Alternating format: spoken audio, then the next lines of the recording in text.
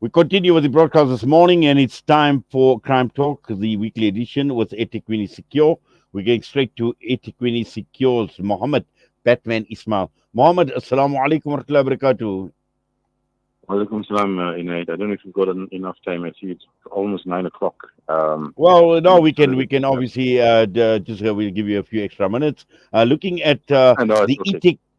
the eThekwini Anticrime, Social Cohesion and Restoration of Civic Pride Annual Summit, a mouthful, Mohammed, taking place on the 29th and 30th of November at the Durban ICC. What's it about?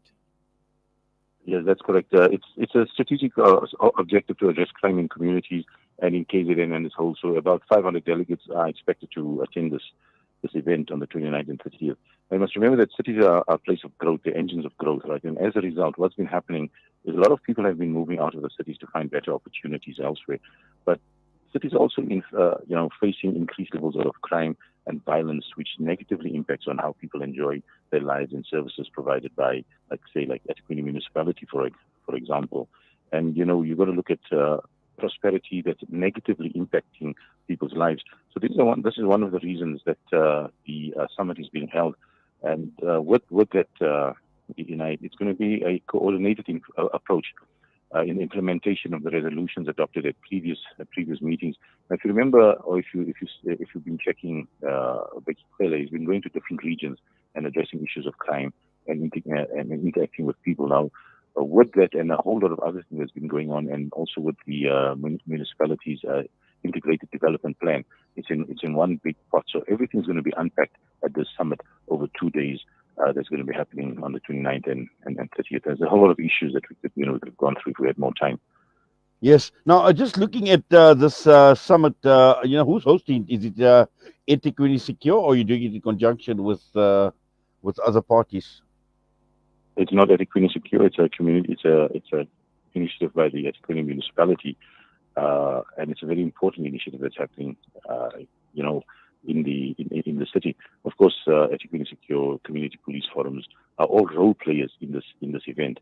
So members should be attending this, and it will be opened. The mayor will be saying, the opening remarks. Becky Kwele will be there, and a whole lot of other role players are required to give their input on issues that affect people's lives, and also to sort of get the ball rolling again, where there's a lot of interaction, partnerships created with role players, especially the municipality that is obliged to provide support to community-based organizations such as community police forums, neighborhood watches, and the like. And that's where it is. And also, I think, Mohammed, when one looks at the whole topic that we're talking about, anti-crime, we know that is a huge problem at this point in time, right across the board. Everyone's affected. Social cohesion. Now, for me, this is important because considering what had taken place after the riots and, how KwaZulu-Natal as a province was actually seen as a aftermath of the riots that had taken place. And this is where this is going to be extremely important in terms of making sure social cohesion is restored. And at the same time, with the topic talking about civic pride.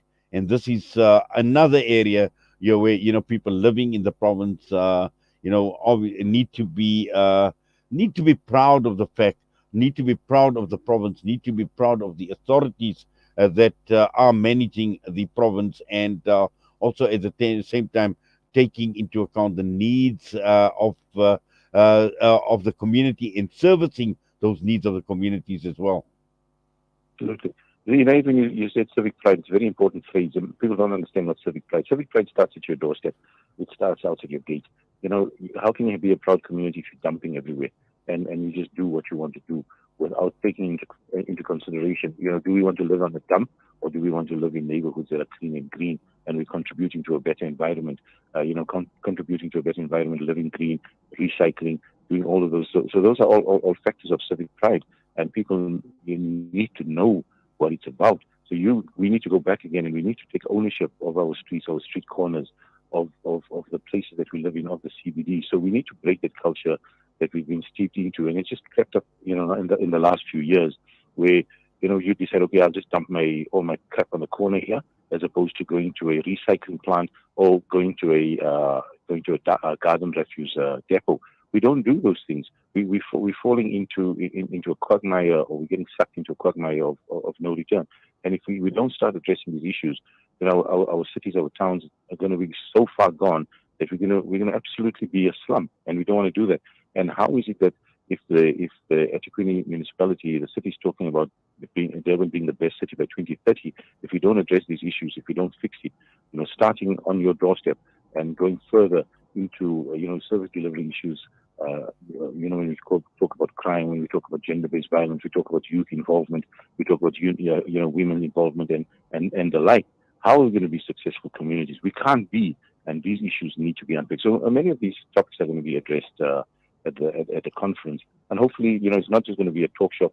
And delegates must go back to the communities and unpack these issues and start implementing programs that's going to be viable and sustainable in partnership, because there's specific units in the municipality that you have access to that needs to be that they can come back and do exercises like a simple program from Safer Cities, where I can ask Safer Cities to come to a particular school and to talk about social ills, talk about crime, talk about drugs, and those kind of issues. And it's encouraged by the municipality.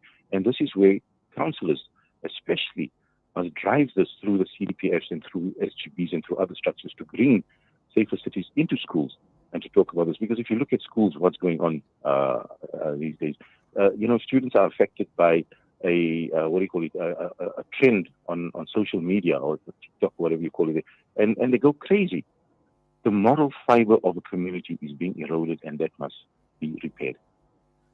Well, Mohammed, Jazakallah for that and for sharing what you have with us this morning. And clearly, we are looking ahead at the Jazakallah. summit, and I'm sure that we will definitely get a lot of feedback as the summit takes place on the 29th and the 30th November at the Durban ICC. Jazakallah for your time, Mohammed. Assalamu alaikum wa Jazakallah very much. rahmatullahi wa barakatuh.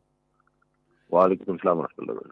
Mohammed Batman Ismail with us this morning, the eThekwini Anti-Crime, Social Cohesion and Restoration of Civic Pride Annual Summit taking place on the 29th and 30th of November. With that, we're heading for the news. We've got Zahid Jedward standing by.